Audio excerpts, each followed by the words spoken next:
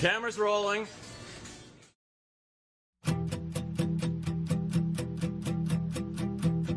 Baby, I'm too young to know any better, but I guess I'm just too old to care.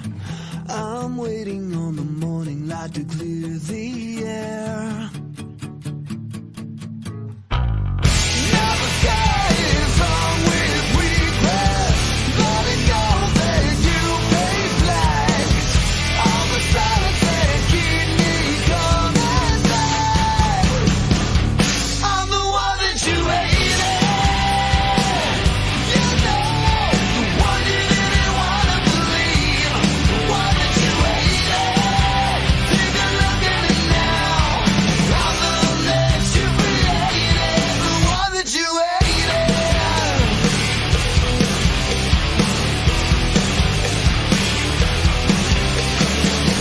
Mother Baker said, bury your secret. And your gold and souls are black.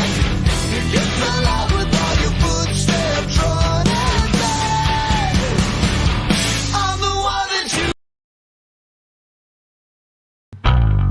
Now the sky is hung with regret, letting go that you pay flags. All the silence that keep me coming back. I'm the one that you hated. You know, the one you didn't want to believe. The one that you hated. Take a look at it now. I'm the one that you. Good morning, everybody. We made it Friday. It is the weekend. How are you doing? Hope you're doing well. Man, we got a nasty rainy day here in Georgia, but I hope it's beautiful where you are. Really quick, before we get started, do me a favor, pull the phones, the computers, whatever it is you got out. Make sure to hit the like button, share, subscribe, ding the bell so you get the notifications of when we go live. I'm going to start this one out a little bit different. You may have seen some of this in the comments yesterday. I just put something down there in the comments. I pinned it. I have started a Substack, and I really want you guys, if you can do me a favor, follow that. Some of my most important updates, most of my updates are going to be going out on that platform. Let me be honest with you, dude. Doing this 3.5 years, guys, 3.5 years, and busted our tails. There's around 750,000 people that follow Dad Talk. How many people are getting it? It would piss you off. Not even 1% of our audience. And I'm realizing the more that I just keep trying to change that with what we've got, it is what it is. This movement is too big for that. Okay. So I need you guys' help. We are going to have to organize, and we're going to have the tools needed so that we can't be canceled if we say what needs to be needed. There is a lot of stuff that's coming on, not only with the family court, but in the schools and just against men in general and our kids. Okay. And we need to be able to say what needs to be said. And I'll tell you, we're getting to a point that there's some of these things that I can't talk about. I just can't. Unless I do something different. And that's why I want you guys to follow me over there. I got a lot of big ideas there. For those of you that aren't getting the notifications when we go live, it is supposed to notify you every time something happens, whether it's a video. We're going to have articles going out there. We're going to have newsletters. Guys, I've got several films in production right now. I'm planning on putting all my films over there for the subscribers. Also, I'm wanting to start up monthly, maybe even bi-weekly, a monthly meetup for the Dad Talk Today subscribers when they get there, where you can just come on private chat with me and you guys talk amongst yourselves. That's very much needed. It's very much needed. In order to do that, we're going to need you guys' help. One thing I've never done, because I hate doing it, is created this thing to be like a business. But when you're going up against a $60 billion a year business, it sucks sometimes, man. It really does. It sucks. And I guess I'm not afraid. I just don't like asking for help. We're getting to a point where we're going to need some help. I got some pretty ambitious plans. And if you'll stick with me through the end of this year, I think you're going to see them. I got exciting stuff coming up, guys. Please follow that Substack. Help me get it out there. I'm going to be talking about that at the beginning of every show. With that being said, other ways that you can support this show down there at the bottom, Dad Talk Today, no spaces. That's Cash App, Venmo, Patreon. We got super chats and memberships over there on YouTube. I got the same thing over on Facebook. Make sure you're going to dadtalktoday.com and getting your gear. But more than anything right now, guys, please help me. Help me help you. You know, late last night, I'm going to get into this with veterans. That's something I've been talking about all week, and we got several calls, so I can't be long. I want to make sure to get to as many people as I can. But late last night, I think it was around 9 o'clock at night, my time, I was on a Zoom chat with a senator out of Australia, and she was, I did the show on Australia yesterday. Did you guys hear some of the bull crap that was being said? Could you imagine your ex having the power to say he scares me or I feel intimidated, and then that alone puts you in jail? That, a feeling, is domestic violence. That is crazy. Crazy, crazy, crazy. There is other stuff, man. Like the Section 121, the police that are quitting, the youth crime that is going over there, which is directly correlated with the fatherless issue. Why do I care about that so much? Because I care about any man or any child that's going through that, guys. And this movement is bigger than any of us. I saw somebody, I was hearing a lot from Ireland and these other countries, and I realized, like, man, we do what we can. We do what we can. But no matter how much I do, I feel like I never do enough because there's so much more that's needed behind this fight. With that said, Australia, I want to make a dad talk for you. England, I want to make a dad talk for you. Canada, same thing. At least those 3 countries first. We'll do what we can. All of those other countries, I hear you guys. We want to help you organize, and I want you to have a platform where you can do this.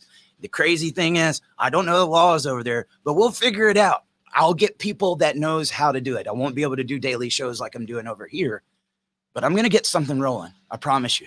It's time for this whole worldwide movement to come together. And guys, in order to be able to do that, again, I'm not doing this just for the sake of doing it. I really want to see it change so I can go work on something else. Hit that Substack. Free subscription. There will be stuff for paid subscribers to where you guys can get involved. I'll be doing my booking and watching your stories over there. I promise I will. We cannot continue to organize like this. Where has it got us? Where has it got us? Now, look, I'm very proud of what we've created. Don't get me wrong. Don't dare get me wrong. At the same time, as I said, we are the other half of the world. We are bigger than this. We are bigger than they allow us to look. Okay?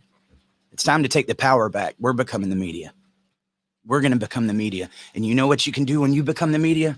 Then you control the narrative. You get to say what needs to be said. And as long as we get the help from you guys, we can pull that off. All right, guys, getting in to this, talking about veterans. It was, again, I mean, you've heard the stories here in America where their service is used against them. I heard the same thing in Australia. That's what I'm saying, dude. It was crazy. You know, one of the guys said something. I was like, that was so very well put. He said when he was in court, he looked at the guys and said, there's 2 days a year that everybody wants to come and tell me they're thankful for my service and buy me a beer. And those same people, when I come in here, treat me like a monster and tell me that I'm not good enough to raise my own kids. Please make that make sense for me. And dude, is that not so true? For a lot of you veterans, they act like they care on the days where it benefits them. But on the days where it threatens the system or talks about that protected industry, we can't listen. We can't listen to our veterans. It's sad, man. It's sad. It makes me I believe that we need a military. I'm glad to know that we got our brothers out there fighting for us. But at the same time, if they're going through this, what are the benefits? And it's not only that, what's going on with their family. Dude, sitting there watching my father-in-law. I've been trying for a long time to get his benefits. Can barely walk. Fought in several different wars. Our veterans get treated like trash. I'm sure there's going to be some other voicemails that is going to be mixed in there with it. But I got stuff from a good bit of veterans this morning. And dude, I still got voicemails coming through. I tried to get it from you guys earlier. It might not get played today. I'm going to get to as many as I can. So with that said, I'd usually talk for the first half of the show. We're just going to jump right into this. 762-441-0281. Let's hear from our first caller. Hey, Blessings Warriors. My name is Noel Colon. I've been trying to keep up with the with your show, Eric, and thanks for everything you're doing. I've been part of this fight since 2011, fighting against this regime. And I'm gonna keep it quick and brief, just to reiterate what most veterans say, that combat is a breeze compared to the stress and the PTSD and the trauma that us and our families go through. In this family court, just to be a little more specific, I was Army infantry. I was in Afghanistan 2008, 2009. It was known as the time of the surge. It was the most dangerous time there. It was on the border of Pakistan, infantry unit, aka the front lines. And I would love to go back to that and compare to dealing with even one day of this family court, one day of parental alienation. It truly was a cakewalk. It was a breeze, and it was a blast compared to what we go through here. So the best thing that I found is we might not always have all the answers, but we can expose these people that are doing this stuff to us. We can expose these professional rogue child abusers and professional chomos, also known as lawyers, and these enablers. You know, that goes a long way with these people, you know, because what they understand is brutality, and that's legal brutality, and that's exposing them, hitting their pockets, calling their egos out. So that's all, man. Just everybody just stay focused and keep chipping away. Don't give up. We're all here for a reason. Thank you, guys. Awesome, man. I mean, what does it say when you got these guys that went over there and seen things that no human being should be seeing? And then they say what they're seeing over here in the family court is worse than anything that they saw in war. I want you to think about this. I know that it's probably, people think it's became cliche. It's the popular thing to say because you hear most of them say that. What do they benefit by saying that? They don't, because I know they saw some hell over there. I've talked to many of them. It's disgusting. You're good enough to fight for our country, but you're not good enough to be a dad.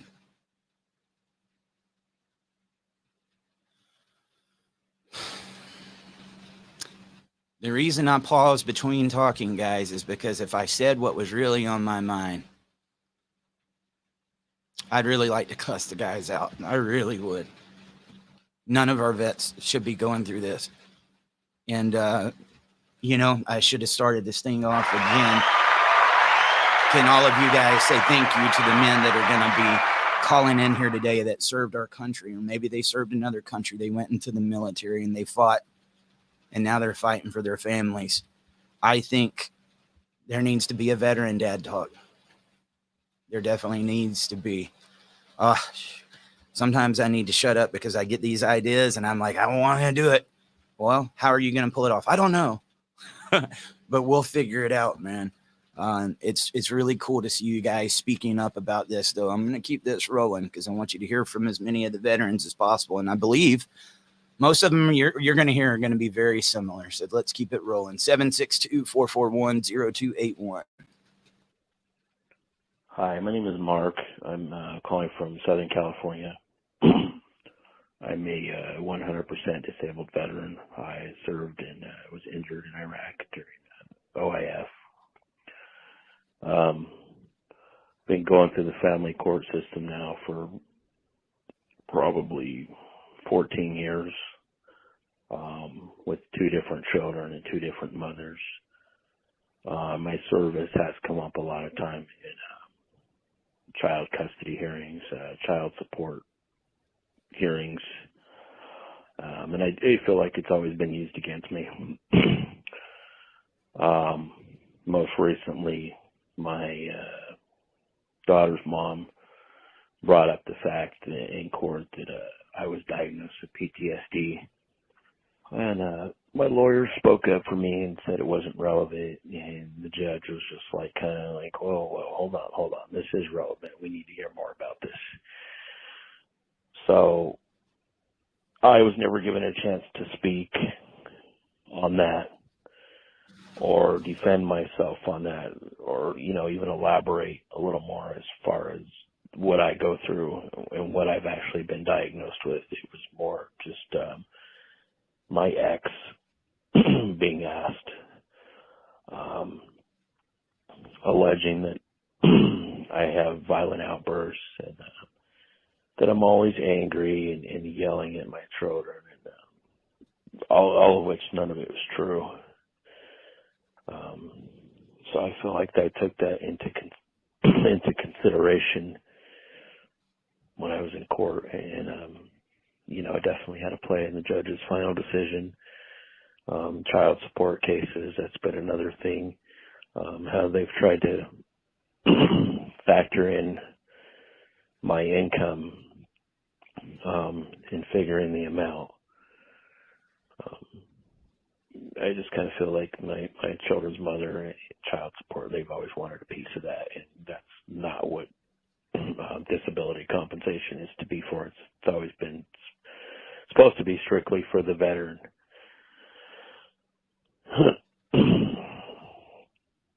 So I just feel, these are just a couple of instances that I've gone through. There have been a lot more. Like I said, I've been in the family courts for 14, going on 15 years now. And there have been a lot of different instances where I just feel like I was prejudged going in. And I definitely feel like there's a bias towards, those of us who. You got cut off. Oh, man. Let's say, for example, that you guys do have PTSD. And that PSD is directly related to your service and the things that you did. And then you go through the family courts and they want to strip you away. They want to put you on that child support. They want to put you on that alimony. And the main thing that is used against you is that PTSD from your service. I think there needs to be some lawsuits going out. If you're saying that he can't be around his kids because he served you and he got that PTSD from serving this country, why is he responsible? You're the one that's responsible. He got enough trauma by going over there and doing what you told him to. And it's because of that, now he's not going to be able to see his own family, and you want to strip that away? Why don't we make the military and our government responsible for those cases rather than the fathers? It just goes to show you, again, when the lack of resources for these guys and they want to use their service against them, maybe we should use their system against them. Just a thought. Just a thought. PTSD is going to be the common one, guys. For those that don't know what it is, post-traumatic stress disorder.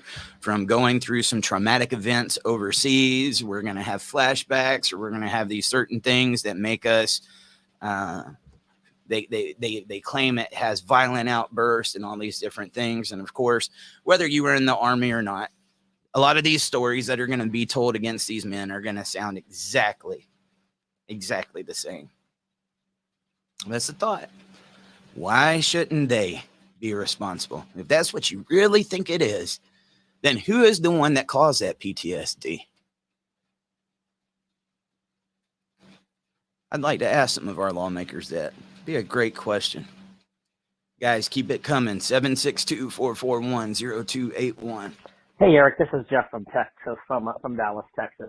Thank you for the topic today. This is really great. I've spoken with a number of veterans myself about this, how they get orders to deploy, and then they're later told by the family courts that you were not in your kids' lives because you were deployed. When they mentioned that they were deployed, that they had received orders from the U.S. government, it didn't make a difference.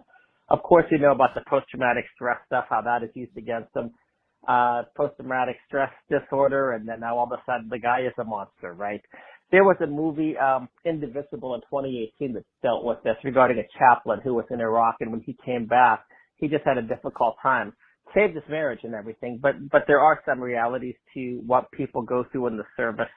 Great organizations out there, Samaritan's Purse, the Mighty Oaks Warrior Foundation, they help veterans as well. But it's really sad when people use veteran service against them. But here's one that you probably haven't heard. And this happened particularly to me. This is why I thought it's so funny and everything. I have seen somewhere after he left the service, he changed completely. I have seen this happen to so many servicemen. It grieves me to see it. I don't know what they do to them that causes this. Whether the vaccines with all their mercury, and maybe you are involved in intelligence and they do something to your brain before you leave. But from that time on, Jeff has gotten worse and worse, and I only pray he doesn't hurt himself or someone else. And it's very interesting. If you knew the context about this, you'd find this extremely funny. I could not believe this. The person who wrote this almost she had the nickname Doctor, Dr. Yvonne. No medical training whatsoever. But for anybody who hasn't heard this, be careful in the service. They may give you vaccines or they may do something to your brain. Anyway, keep up the great work, Eric. Thanks so much. Many people look to some dad talk and the topics you talk about. Once again, thank you. Amen. You guys do me a favor, Mr. Jeffrey Morgan, a veteran, not only in the Army, but a veteran in this war right here. He's a very hard worker. I appreciate his dedication. But I mean, he's absolutely 100% right. It goes back again to that PTSD. And then I don't know if they realize the stress that they're putting on these guys. I am not about to compare myself to a veteran. I don't know about it. If there is any veterans that are struggling here today, we are very good friends with the foundation that Jeff was just talking about there in Texas. Their name is the Mighty Oaks Foundation. Chad Robichaux and Jeremy Stalnecker both have been on Dad Talk today. Great people. They have this retreat that they sponsor for the veterans to come out, get some of that out, talks amongst peers, similar to Dad Talk, but made around veterans. You guys need to check that out. Just this past week, I got to meet with another organization called Warrior Path. I forget what all states it's in. It's in 11 different states. They actually sponsor you guys, okay? They will pay for you to get flown out, your stay, your food, everything. You don't have to pay a dime. And it's to get out there and just be able to get this out in a safe space and not feel like you're going crazy. But maybe like a little bit, because I feel like every day I wake up and I get on this microphone, I feel like I'm going to war. When we're talking about these men, I am considered probably an extremist and a terrorist because I speak about fathers' rights. Imagine that. Because I speak about fathers, I have to just hate mothers. I've got to be misogynistic. I've got to be everything under the banner because, the whole fight for men and saying that there's a bias in family court is just completely preposterous, right? But that's how people treat us. It is. And every day I wake up, it feels like going to war. And some of the hardest times I've had speaking this to my wife the other night, I guess you could call this PTSD, not diagnosed, but man, when you're on the camera or like when you were traveling around the country, just got through with those 2 films where both of these fathers had daughters that passed away. When you're sitting on here talking to one of these parents or one of these family members that had somebody that got murdered at a custody exchange, that feels like war, guys, because they're wanting to know, what are the answers? What do we do? One thing is we got to continue to speak up, but at the same time, the reality of who in the hell is going to listen to it and who in the hell actually has a genuine heart to want to do something about it. It feels like war. And then you're sitting there talking to these people and you turn the camera off. And then I go in there and try to sit down on the couch and watch Nickelodeon or Disney with my kids. Like none of it ever happened. And as I was telling somebody, like, no matter how much I tell myself, focus, that's what's going on in my head. And it keeps me just going nonstop. I can imagine that is what it feels like for our veterans. They are taken away from their homes. They are trained to go to war. They get over there, and that is their everyday life for so long. And then once they're done, they get to come back home and they're told, live a civilian life. You're not a soldier anymore. You're just a dad. You're a family man. You need to go work a job, 8 hours. You get to come home. You get to throw some steaks on the grill. You get to watch some TV and just act like none of that stuff you saw ever happened. And that's one of the biggest things I'm seeing going on with our vets that I've got to talk to. I'm learning. It hurts me that I don't understand you guys more. I'm working on it. That's why I've met up with these organizations. I'm supposed to be going through a training course, not so much a training course, but attending some of these events just to hear these veterans speak to each other so I can understand. But from what I've picked up, imagine that for you guys that haven't been in the service, this is your life. All of a sudden, this is your life. Be a normal person. over there fighting these wars, seeing things that we're not going to see on the TV. We see what they want us to see. Those guys see what's actually happening. And then they come back and we got to just forget about it. That's not so easy. But can't we get them help? Can't we make them feel appreciated? They're already living with that trauma. You know what? Some of the best thing for those guys would be to be able to come home and live a life with their family, with their wife, with their kids. It's even hard because here I am. I've been separated from my spouse all that time. Now I'm back. I'm sleeping in the bed with them every night. I got this trauma. I don't want to use her as a counselor. So I'm locking it in. And so a lot of these veterans also have problems in their relationships. They do. But that doesn't mean that there's anything wrong with them. Damn it, man. Look what we did to them. Are you serious? And I don't think most of them grasp that. Their idea of fighting for veterans is making a post on Veterans or Memorial Day saying thank you and doing it to make themselves look good. How many of them do I see actually going out there trying to fight for these guys or telling you what I just said? Not many. Not many. It's disgraceful. It really is disgraceful. All right, guys, keep it coming. 762-441-0281. Hi, my name is John, and I have been in international custody nightmare for almost 8 years now, in Luxembourg, Canada, and the United States. I have been falsely accused of everything you can think of. It's all been proven false, and doesn't matter that the allegations were clearly malicious. I even, the system leaves you questioning, oh, the judge just didn't understand. If I would have just said this, if I would have said that, right, they'd understand.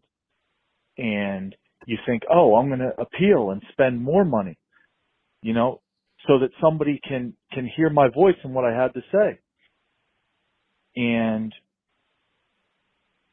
you do that and you just play into the system because everybody gets paid. The lawyers get paid, the judges get paid, the paralegals, the clerks, everybody gets paid, and it's in the best interest of the child. But where's the money come from? The family of the child. Anyways, to get away from these questions that I just couldn't understand how a judge doesn't understand when it was made perfectly clear, in the Canadian court, I represented myself, so I would not have to pay a lawyer, $40,000, $50,000 to represent me, and I could say what was on my mind, and I wouldn't be left with those questions if they would have known this, if they would have known that. And at the end of the case, the judge made her decision, and on the spot, after she gave the reasoning for her decision, I called her out on it and proved that it was false. And I asked her if she was going to change her decision point blank, which a lawyer has to go up in front of her again. I didn't worry. And so I called her out on it, and she just simply said, I'm not going to have a debate with you. And I said I wouldn't either if I was you, trying to defend an indefensible position. And so her reasoning, when she gave her reasoning later, after being called out on it, she just changed it to a different excuse for the decision she made. There's no justice, no judge in any of the three countries. They all want to be like Pontius Pilate and keep the status quo, which is mom can do whatever she wants. Dad, sorry, you don't know the child. Hi, my name is... We lost him. Man, dude. I guess my thoughts on that one is, here is this guy after the family courts, and he sees his experience. He tried to go and represent himself, and now he's sitting back. Should I have done this? Should I have done this? And I think that's probably the scenario for a lot of you guys, right? What did I do wrong? What could I have done better? Well, you're not going to people who are there to make sense of something. I believe it's a circus. You got to file this certain paperwork. You got to use these words. You got to use these words. Look, man, I can sit here and tell you, this is the hell that I've been going through. This is what happened. That's a false allegation. Here's the text message or whatever. Look, right? Do I really have to sit here and go through all of that? Do I really have to pay you, this person right beside me who knows how much money I got in the bank that can just keep this thing going, and they know how to increase that conflict? You're beating yourself up over something that many guys are going through. And it's why I say there's two different wars. For you guys that are already in the system, I know you got to fight it.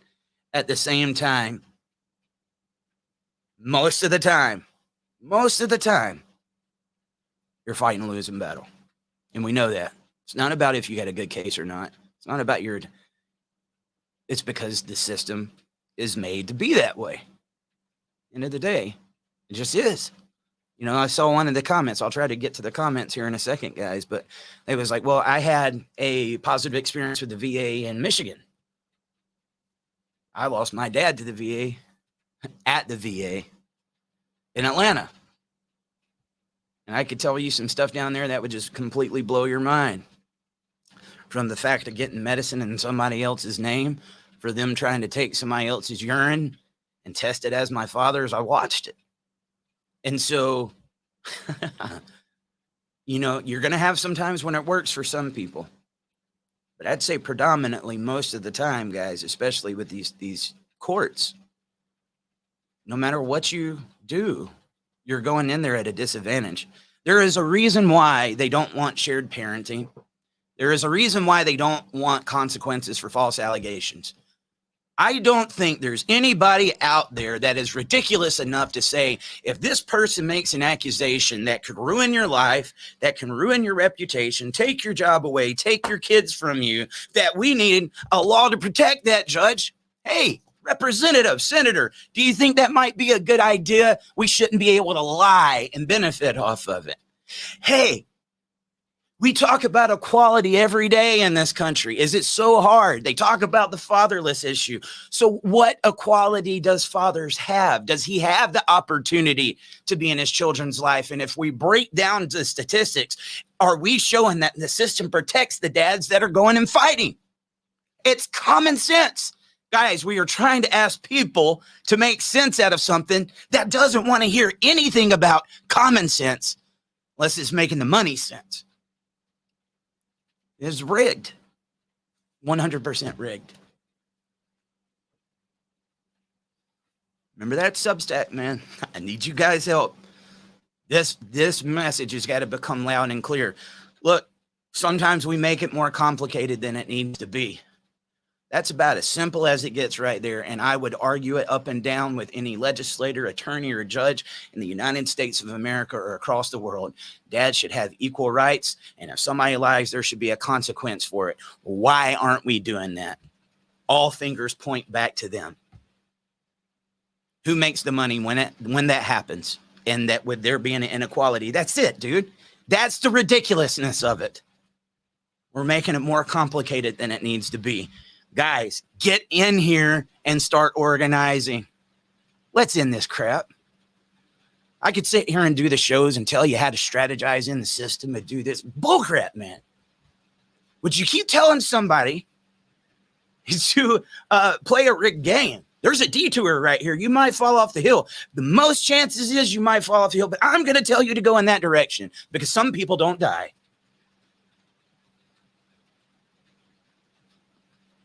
Change is waiting on us, man. Let's keep it going, guys. Hi, Eric. First off, I really appreciate what you do and as they're fighting to be near the children again through the unfair family court system. So I'm a veteran. I'm disabled. for my service in Iraq, and my boy's mother used my diagnosis against me, and in our case, which actually was adjudicated in Spain, and so it painted me to be like this Rambo figure that was unstable and shouldn't be around my children, and also they used the fact that I was getting compensated for my injuries as part of the alimony settlement, which ended up being more than a Spaniard would be asked to pay, and also would be against U.S. court laws because that's protected by the Supreme Court disability stipends. But in any case, it's a very real thing, and to all my brother veterans out there, keep up the fight. Don't give up on your kids, because it's worth it. I finally saw mine after 4 years of zero contact, and being in their lives again has just been unbelievable. So anyway, thanks again for what you do, Eric, and all the best to the dads out there fighting a good fight. Thank you, brother. I was speaking to a younger just yesterday, hearing his fight that he took up in the court. He was a veteran too, man. Went all the way up to the Supreme Court. And one thing we was talking about, very little people get it, I think, like the real battle that's going on behind the scenes and what needs to happen. And it was a breath of fresh air, because he's a smart guy. But look, he's did everything in that system, including running for office, and look what's happening to him. His case is a nightmare right now. And he said, Eric, there is no relief. There's no solution inside the system. Yeah, I agree.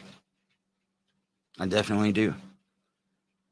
It's not to say, again, that there isn't going to be the occasional wins and stuff like that, and I think that gives this false sense of hope. You know, I talk about how the media right now, it looks like you men are, look at Murdow. That is a reflection of what men do to women, right? But all these cases that we're reporting on here, all these veterans that you're hearing, will you guys do me a favor? I found some ways that I think are really good ways to get the word out there. I want this just for the veterans. And I want you to message it to the Dad Talk Today Facebook, or for those of you guys that's on YouTube, okay, and you don't do the Facebook thing, hopefully you're on Instagram, one or the other. I'm going to tell our secretary to look out for it, because I got a plan with it. You got 45 to 60 seconds. I want you to pull out your cell phone, tell about your service and how your service was used against you in the family court and how that makes you feel. That's a tall ask to do in 60 seconds. It can be done, though. It can be done. I want to get those and repost them. I want to help you do this. Make sure you say your name, get it out there, and we want to help elevate your voice. Will you guys do that for me? I got a plan. The world needs to see it. All right. Keep the voicemails coming, guys. 762-441-0281. Hey, what's up, Eric? This is Adam Anderson, 10-year Iraqi war veteran, founder of Babies and Bullies, a victim of parental alienation. Did he say baby and boobies? Watch, I probably said that wrong. I could have swore it was babies and boobies. Maybe he said booties. All right, I probably shouldn't even have said anything. Let's keep going. Just won my daughter back, full custody. I pick her up tomorrow after 3 years of torture and hell with the family court system. I just want to speak on, from a veteran's point of view, it's so hard, because everything you've ever fought for, and, the thing, and they tell you all the time when you lose a battle buddy or someone dies in battle, the number one phrase to keep you motivated is, he died fighting for your freedom. And you live with that idea, that your brothers, they gave the ultimate sacrifice, and then you come home and then you have your child taken away from you. I think that plays a big part in the 22 veterans a day that kill themselves. I think fathers, shout out Cash Jackson, the ultimate veteran. Cash Jackson is currently in jail. Philip Kemp is currently in jail fighting this system, being called terrorist. I am actually currently serving a 4-year probation for for terrorism. I've been called a terrorist for calling these people out. They threw me in jail for a year, Polk County Jail, where I was physically assaulted, and then given battery on a Leo charge. They're giving us no room to fight back. They're taking our children, taking our money, and just basically telling us to deal with it. And any leaders that really fight back, that are, you know, going past talking and past talk shows. I'm currently working on a TV show myself. It'll be world premiere is May 28th, Memorial Day weekend this year, and it's all about just exposing the system. And I know I'm going to be a target. You know how it is once you expose the system and you really call them out. You just don't cry and vent, but you expose their numbers. You become a target. So to any fathers out there looking to, fight this good fight, just understand it is somewhat of a kamikaze mission. And thank you for the support. And I love you guys, and keep fighting the good fight, and you will win your child back. And I appreciate all you guys. God bless. All right, man. Thanks, dude. A couple of thoughts on that, man. The longer I do this, it's always talking about Cash. I'm sure a lot of you guys know Cash. I can't say on either side of the aisle true or what, but one thing I will say to you guys is when they say not just talk, we got to do something about it. Look, you got to have enough people in order to do something.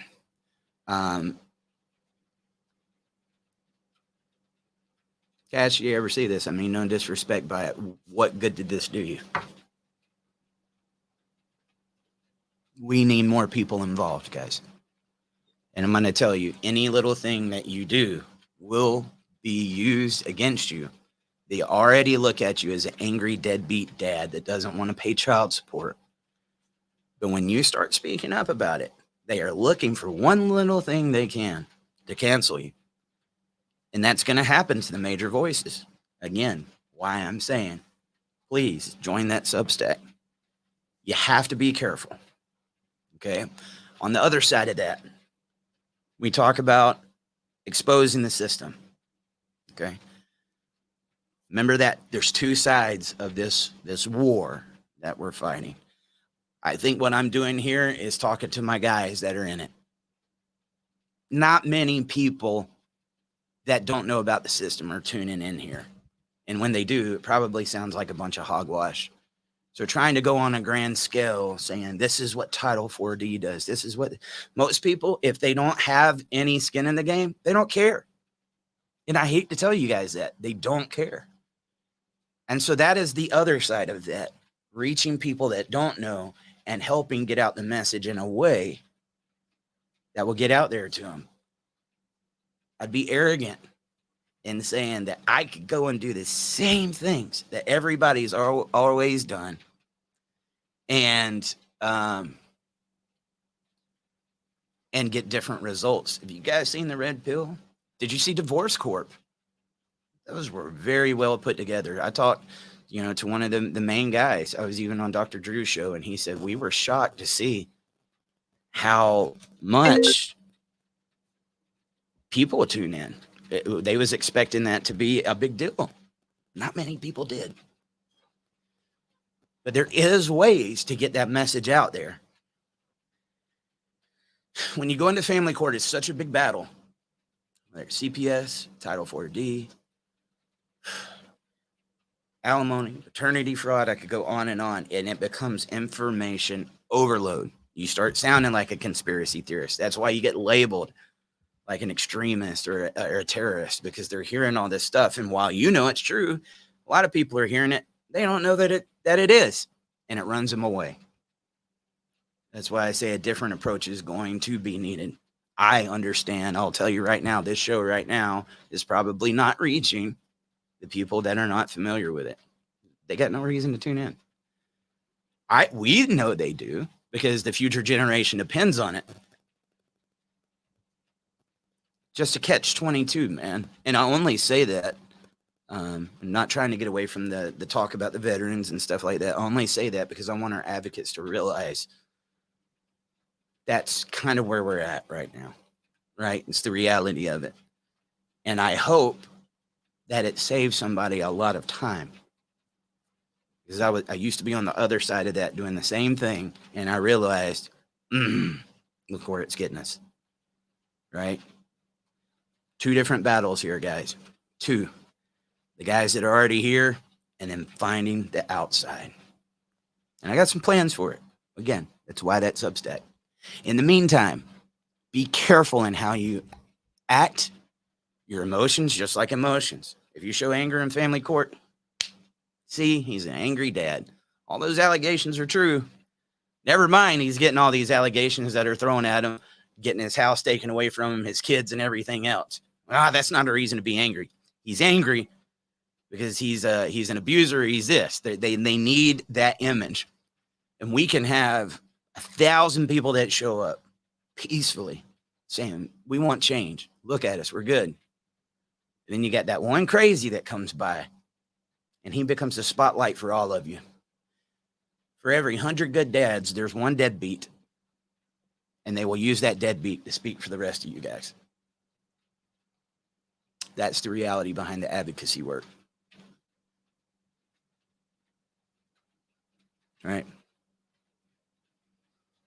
All right. I only say that, guys, because we're on the same team. And you don't have to agree with me. I'm just hoping that it helps. It helps. We've done everything you could possibly do behind the scenes. We're not just a talk show. I went and talked to the politicians until I was blue in the face. Attorneys, judges. I mean, we've done it all. I went to the rallies. There's not really any ideas I see coming up now. I already had a TV show. We did 2 seasons on TV within the first 6 months of Dad Talk. Did you guys know that? Yeah, within the first 6 months, I got invited to a news place up in North Atlanta. And after that, they enjoyed us so much, they reached back out and was like, we want to put Dad Talk on TV. Hell yeah. Dude, I reached more people on the podcast. And I don't have production value. I mean, I got production costs doing this, but not like that. Not like that. And so, yeah, man, it is a struggle. It is a struggle. And the one thing I want to do with our audience is be honest. So hopefully you can learn from some of my mistakes, save you some of that time. Because let me tell you, nothing sucks more than getting out there and working your heart towards something and putting your passion towards something. And then after all that time and exhausting everything you've got, saying, dang it, it didn't do what I thought it was going to do. And you get 2 options when that happens. You tuck your head in between your legs and walk away and say, I can't do it anymore. You can say, damn it, crap, that sucks, but back on it. If you only knew the crap that went down just this week, where I had to do that one day down in the gutters, next day, like, come on, man, we're going to make it happen. And so realize that, guys, fighting here is going to be a lot of disappointments. A lot of disappointments. You're going to have many days, no matter what you do, where you feel like nothing's happening. Nothing's happening. It's not going to happen overnight. It's not going to be any one person. It's not going to be any one organization. That's why you saw me talking to Australia. I'm reaching out to you guys in Canada and England. It's going to take all of us, man. It really is going to take all of us. I hope what I just said helps somebody. All right, guys, let's keep the voicemails rolling. 762-441-0281. Christian Aiken calling from North Carolina. I have 3 teenage children who haven't been able to see or speak to their father since 2018. Found out mom ended up having to get a job at a school across town as a secretary, moved my children to that school and put notes in their folders instructing teachers not to talk to my kids about their dad. And the last thing I told my 3 teenage daughters back in 2018 was, your mom's going to take you away from me forever. My 3 teenage daughters looked at me and called me a liar. And that was the last time they ever seen or spoken to their father ever again. Oh, and mom worked at the school since 2019, and the principal and teachers never even knew the secretary of the school had children. And then the school district decided to cover it up. because they didn't want to be responsible for a woman getting a job at a school and putting notes in her children's folder instructing teachers how to talk to her kids about their dad. Teenage children being forced to never see or speak to their father or his family ever again. Christian Aiken calling from North Carolina. Lost. Guys, I got several more voicemails, so I'm going to give my thoughts after all of them. I want to play it because I got about maybe 10 or 15 more minutes, and I want you guys to hear that. So let's just keep it rolling. Hi, my name is Brenda, and I'm from the state of New Hampshire. I got exposed to family court through the damage that was done to my son and to my grandkids. My son is a veteran, and when the New Hampshire courts determined his first round of child support, they took over 50% of his disability and used that towards child support, even though he had 50% of the parenting time of his children. This put him in an incredibly difficult financial position. He couldn't even care for his own kids. And we had to fight and fight and fight, and the state of New Hampshire would not give relief. So this led me to get heavily involved in the father's rights movement. I worked very hard with both fathers and mothers who were suffering at the hands of family court. And I, in my tenure, had at least 6 or 7 veterans that were living in their cars because of how the state of New Hampshire took monies from their child support. And they were terrified, these men, and these were men at the time, they were terrified that they were going to end up in jail for non-payment. And the only way that they could make their payments was to sleep in their own vehicles. This is how the state of New Hampshire treated veterans and fathers. It put them in a position where they couldn't even care for their own children or be able to have visitation because they had no way or no place to be able to take the kids and keep them overnight with them. So we've got to fight, people. We have to fight because parents deserve access to their kids, and our veterans for their service deserve equal care in our court systems. And again, I can't say it enough. We need to stand up for our families. God bless. Wow. Really quick thinking about that. Here is a disabled veteran. Probably got injured in service, so he's supposed to be getting this disability money because he can't work now or he can't be in the service.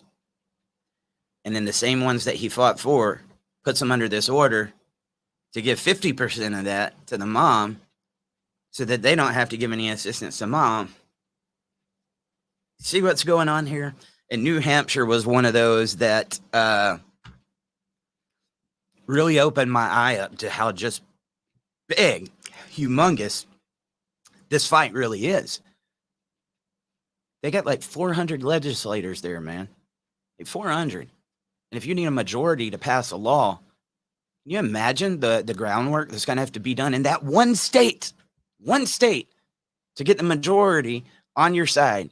You don't just go and have a 1-hour meeting and then think you know somebody. You got to go build and nurture those relationships, guys. That's what networking is about. Most of you guys, I didn't remember your name on the first show. You keep coming back in here and I see it and I hear your voices and I know that person. That's how we build relationships and we become comfortable with people. Think of what it's going to take in order to be able to influence something like that. And by the time you do it, 2 or 4 years later, you could have a new lineup. Sucks.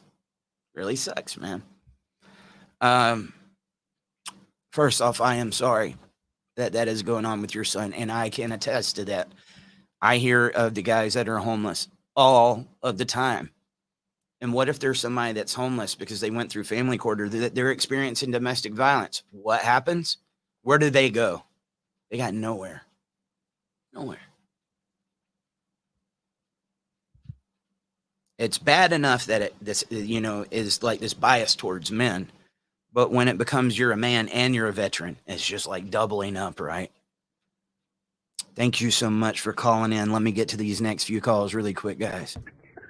Hi. I'm going to call myself T, and I'm going to call the powers that be that were against me, they, for reasons you're going to maybe understand. Anyways, they started right away on the veteran thing, put me through a battery of testing, multiple batteries of testing, believed the mother with one sentence, took the roof off from over my son's head several times over, the clothing off his back, and the food from his mouth, with the costs and things involved that they put us through.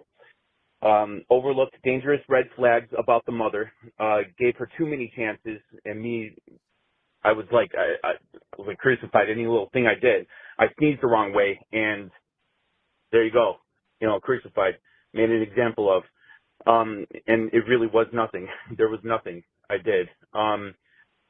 Wound up being charged an amount of money I can never climb out of.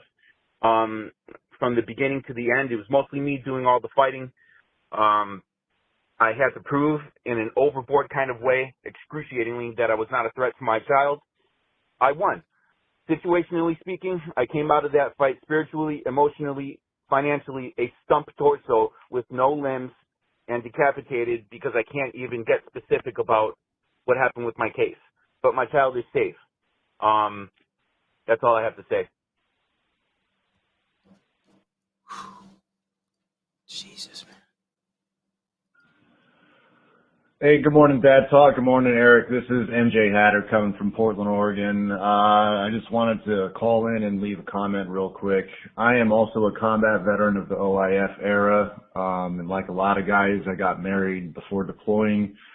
And this story only gets more typical as it goes along. I got drained financially. She cheated. I had to get a DNA test on the child. False allegations were already rampant by the time I hit ground. I had trouble holding jobs. I couldn't keep a job. Eventually I got sick with cancer, wound up homeless, addicted, and it just all fell apart. And I guess the only real point I'm trying to make is this system, the odds, the whole deck is completely stacked against our favor. And I think stories like mine are reflective of that being a hard fact. So good luck to you, rest of you dudes. We'll see you around. Thank you, man. Guys, one more time. Can we get in there? Let's thank these guys for their service, man. Thank you. I wanted to go in. My dad, a veteran, didn't want me to. I really did. I would have ended up being shipped off to Iraq right after 9/11 had I did that when I was wanting to. But he begged me not to. Now seeing what he went through, I understand. But thank you guys so much for your sacrifice. And it truly hurts my heart that you're going through this. The reality, I am a podcast. I am this show. But I am trying to expose it. What's going to be done about it after this show, more people are going to know about it. And the more we keep talking about it, the more we can educate the public. That's why I said, get me those videos. Hatter, heard you talking about being homeless and addicted. As a former addict myself, guys, 13 years, I never thought I was going to pull out of it. Again, people that have not been through family law cannot understand what goes on in the family law courts and what goes on in these guys' heads. I would say the same things with addicts. If you've never been there, of course, it looks crazy to you. You don't know the trauma that brought them to the substance, and you don't know what the substance does for them for the trauma and what they are trying to drown out. And so it's easy to just look at somebody as, this drug addict. I remember fighting a lot of demons, but it was around the time, dude, like opiates. For somebody that's going through extreme depression, that can be one of the scariest things ever. It made me feel like who I had always been missing. Comfortable, safe. That's scary. Because I liked that. Because when I didn't have that, I was in misery. I was a very, very depressed guy fighting off demons. And I know a lot of that. And now imagine, now we're veterans going and fighting these wars. Families breaking up. Stuff's been taken away from them. Then they go, and then they get these bags of medicine. When my father had passed away, he had Dilaudid, you had hydrocodone, you had Percocet, you had Oxycontin. I forget what all, but we had a Ziploc bag this big full of nothing but opiates and pain medication.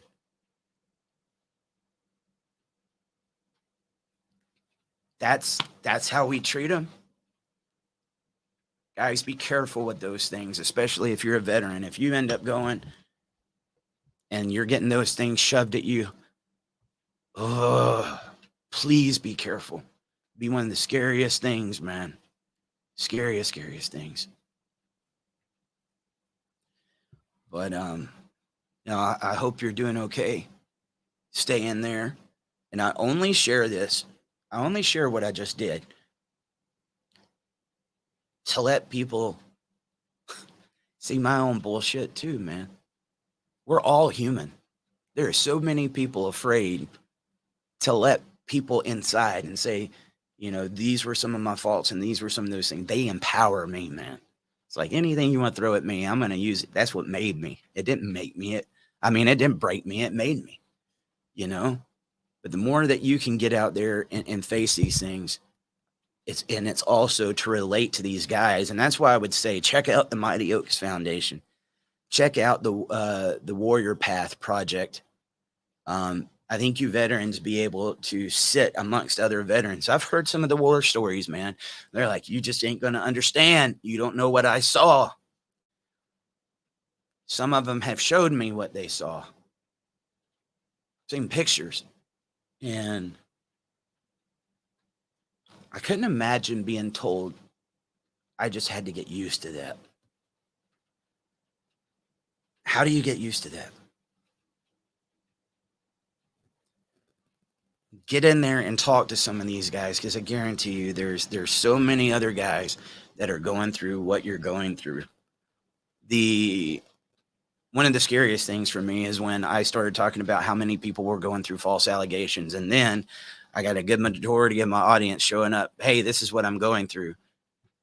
And then if I tell somebody, in public, oh, I know somebody that went through that. It's like, really? And I've learned every time I share a piece of my heart, no matter how complicated it might seem or how in a corner, there's always that person saying, man, me too. I won't give out any personal details. One of the most powerful experiences happened to me a couple of weeks ago. I sat down with a group of guys and we just started talking. And I started talking about the power of us being able to meet with each other and know that we're not alone.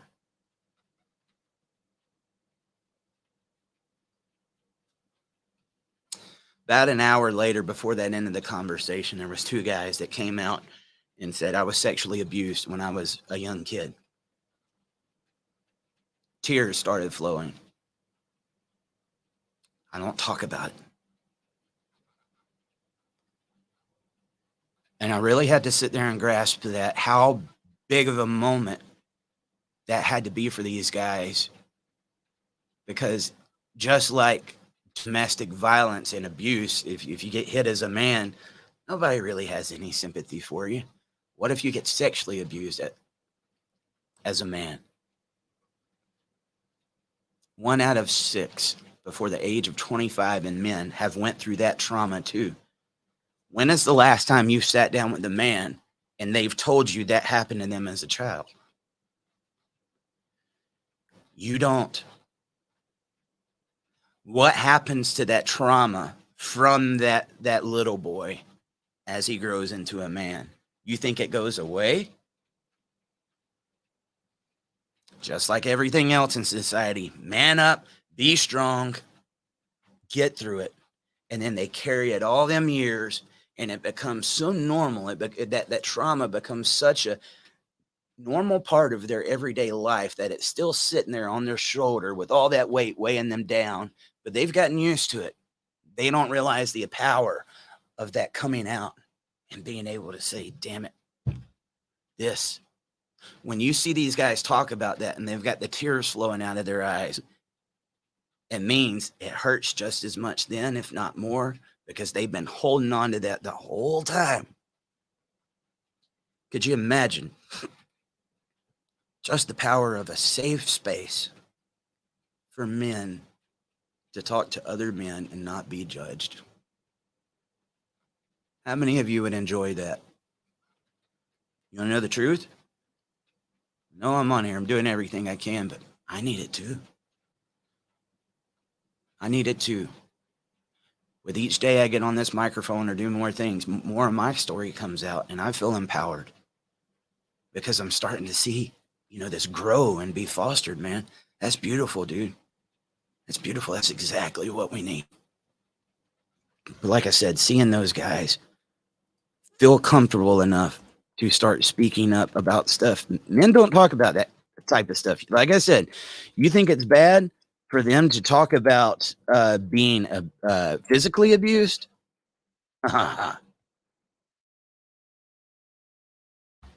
Let's put down there in the comments that Substack. Do me a favor.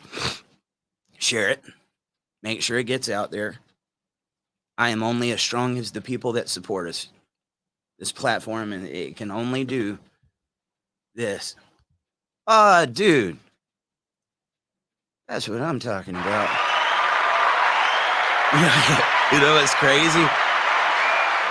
I haven't even ordered a t-shirt yet. And they look badass. And I saw Dwayne Ward's got his, man. They look badass. I am constantly working on, guys, on trying to get that those costs down. Inflation is just killing us right now, especially if you're not a person like selling in bulk, right? 8-year Army engineer here. I watched a bunch of my buddies get hosed. I haven't one in my time that won. I understand, dude. I'm surprised at how many of the veterans I talked to about this, and there was like, I don't know of anybody that's went through it. It's like, are you kidding? Again, people that aren't talking, they have to get throughout their day. Give them the space to talk. They'll talk. And that's one of the things I'm planning on doing on that Substack down there. Look, man, I put it in there. It's pretty easy to remember. dadtalktoday.substack.com. That way I can put out these newsletters. I can get these meetings going. Dude, instead of leaving me a voicemail, I'm going to do that. Like I said, once or twice a month, I'm going to give you a link where we can go on privately and just talk amongst ourselves, share some of these stories, meet each other. Like that's the beauty of what we can do, man. Not everything's about a show. It's what we do behind the scenes and encouraging other people to heal. A lot of us need to heal, right? We really do. Myself included.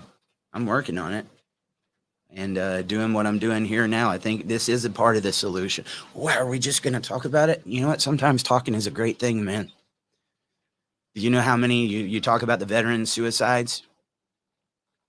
How many of those, if they would have had a talk amongst people that understood them in a safe space, might still be on this earth? Your voice is a gift, and how you use it can have great consequences or benefits, right? But get over there. So, yes, I forgot the S. It's not Subtack, it's Substack. Hold up. Doggone it. See, I try to operate this while talking to you guys, and I do Subtack. There we go. There you go. Get it really quick. I got to get out of here. I got a meeting in like 20 minutes and I got to drive there. So I enjoy being with you guys today. I guess I'll be live with Dwayne Ward tomorrow. I'll find out and be watching. From now on these voicemails, I'm going to be telling you when the phone lines open up over there on the Substack. What this will do is it will give you a notification every time we got something going on. And I tell you why I'm looking forward to that. Every time I've had something really important that we need help with in the community, those are the ones that seem to get the least amount of coverage. And it's like, damn it. Social media, man. I'm thankful for at least having a way to get the voice out, but we can have it much stronger. I'm looking at making more connections in these films, guys. There is a lot of work going into that. I am trying to do everything I can to keep that as cheap as possible. All the extra items, the podcast will always remain free for you guys, always. But these films, the local meetups and stuff, I think it's like a $10 a month fee to become a subscriber to help us do what we do here. And if I had thousands of that, imagine where this fight can go to. We've literally done the things that we've done with crumbs. We've got to be able to organize better than this. And as much as I don't ever want it to look like a business, it's going to have to somewhat be structured like a business in order to be able to move forward. We need sustainable income, not donations. The guys here don't have that. But if we can get you in there, we're going to have content coming back in ways that you can come in and use the resources that we're wanting to make. I've got tons of ideas. It's not the resources to pull it off. So we'll be adding more as it comes. Every little bit of that helps, man. Every time you guys go over there. So please take that one serious. I'm planning on doing everything I can to make that go off. And wait until you see the films that are coming out. They're going to be good. A lot of strategy that went into them. All right, guys, that's it. Many ways you can support the show. Dad Talk Today, no spaces, Cash App, Venmo, Patreon. Got the subscriptions and the super chats over on YouTube. The same thing on Facebook. I am Eric Carroll. I love you guys so much. And dude, if it helped one person out there today by saying some of the stuff, that's what it's all about, man. That's what it's all about. And so tomorrow, I hope we're at least going to be helping one other person. And if we help more than that, that's even better. And so I'll be back tomorrow, 10 a.m. Eastern. I'll see you then. Hey, everybody. Eric Carroll here. Thank you for tuning in to another exciting episode of Dad Talk Today. While we fight for you, we would ask for you to please help fight for us. Like, subscribe to our channel, and ring that bell so you get notifications every time we go live. There's also super chats, patreon.com/dadtalktoday, and other ways you can support our channel. Thank you for being here.